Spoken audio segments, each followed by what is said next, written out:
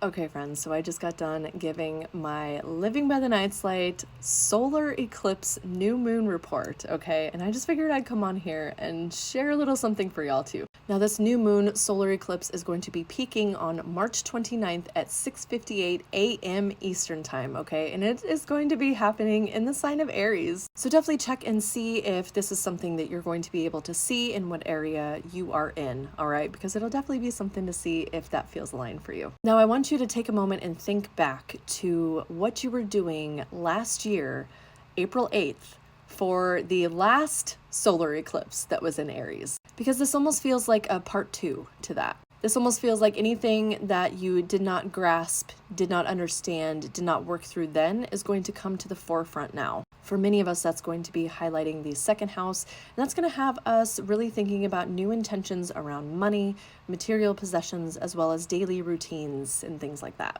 Mercury is sharing this house with the sun and the moon, as well as Vulcan and Chiron. So again, another time of deep healing for us, okay? If we are willing to do the work. I stopped recording at 1:11. That was awesome. Aries traditionally rules the first house, okay? So we are also going to be thinking about us, how we step into these situations with money, how we step into these situations around our physical environment and material possessions, and what new intentions we want to set around that to bring forward the excitement in our lives, to bring forward new healing, new understandings of who we are and who we're not anymore, of course.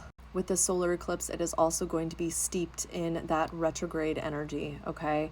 Not only that, but also this eclipse is happening the day before Neptune moves into Aries. So we're going to be rethinking not only Venus and Mercury topics for those retrogrades, okay? So rethinking love, rethinking travel, making sure that we are communicating effectively, making sure that we are loving on ourselves and others effectively, making sure we are spending in a way that is, sustainable for each of us, but also thinking about what we can be doing to bring all of the dreams that we've had while Neptune has been in Pisces, what we can be doing to bring those dreams to life.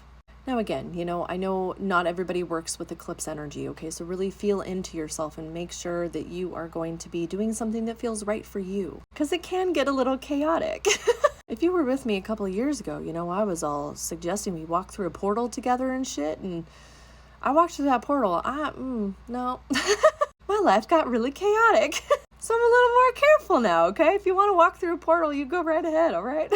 All kidding aside, this solar eclipse feels really powerful, really exciting for so many of us, as well as moving into this Neptune in Aries transit. Now, the last time Neptune was in Aries was the, Civil War. So, we should be paying attention to those things and taking care of ourselves through anything that might present itself out there. But along with that, it's very much about the spark of creation, okay? The spark of excitement and so many new beginnings. So if you've been wanting to claim a new beginning for yourself, this solar eclipse feels charged with that so much. Also think back to what you have already gone through from the lunar eclipse until now. What have you learned about yourself? And what new intentions can you set around that new understanding of who you are to help you continue marching towards what it is you most want? So please do let me know what house Aries rules for you in your natal chart, and I'll share a little something for you here.